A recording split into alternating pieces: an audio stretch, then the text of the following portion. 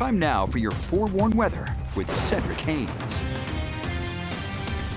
All right, Cedric, we are wrapping up our Wednesday. What can we expect here for the rest of the work week weather-wise? Well, we got more changes, Sarah, so I hope you've had and enjoyed this nice reprieve from the active weather. We've got one more day of that, and then things start to change again as we move into our Friday. Outside the ABC4 studios, we still have a mixture of clouds and some clear sky, but more clouds than clear sky out there. It's 41 degrees outside of the studios. We'll take a look at some more numbers, though. Much colder up in the Cache Valley, 28 degrees currently. We've got 36 in Delta, 38 in Milford, 36 in Cedar City. It's down to 50 now in St. George and 31 in Price, Green River, and Moab. All right, let's look at the weather map. High pressure, the big blue H, keeping us quiet and calm out there. We are seeing, again, some of these clouds, especially right across the northwestern half of the state of Utah, but they're not really producing any precipitation. In fact, our next storm system to actually produce some moisture in the area is still way up here to the west coast and off towards northern portions of the U.S. here as you get up towards closer to Canada.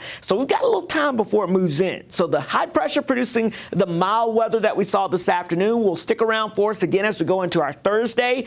But then as we get into Friday, here comes our next storm system knocking on the door to the west of us, and it moves in Friday night into Saturday. Now, what you'll notice about the storm system as it moves in is it's going to split in half. So part of the energy goes to the north, the other part goes to the south, and we're in the middle. So that's going to still spell colder weather and unsettled weather Friday night into Saturday, but it's not going to be a big storm because you're not dealing with one center of a storm system. You're going to be dealing with two parts that are going to split as we get closer to the Beehive State. But still, we'll bring in a little bit of a rain and snow activity across the area for our Friday night and Saturday. Then these two systems get a little further apart, so I think we dry things out briefly as we go into your Sunday, but then the two jet streams merge again, producing colder and unsettled weather again as we get towards the beginning of next week. So the active pattern is going to continue. You can see the first spike in precipitation chances late Friday heading into Saturday. That's going to start off as some valley rain, mountain snow, and change over to snow for everyone, at least snow showers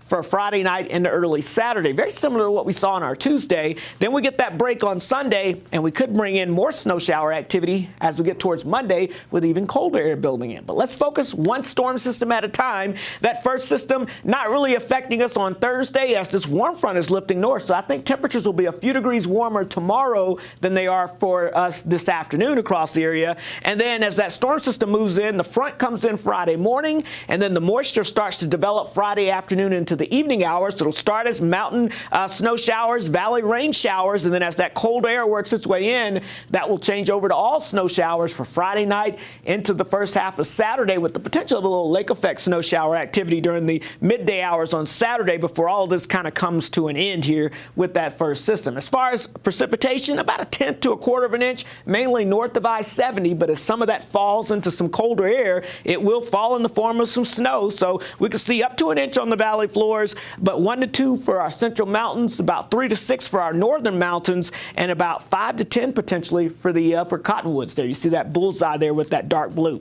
So in St. George, 66, we'll get a slight chance of rain in here Friday night into Saturday with that system, but the big story down south, the temperatures dropping off into the 50s for highs, lows below freezing. That second system really not affecting the southern half of the state with precipitation, but for the Wasatch Front, mid-50s on Thursday, rain and snow showers Friday night into Saturday, and then another system potentially on Monday. And look at those highs, guys, 30s. But on the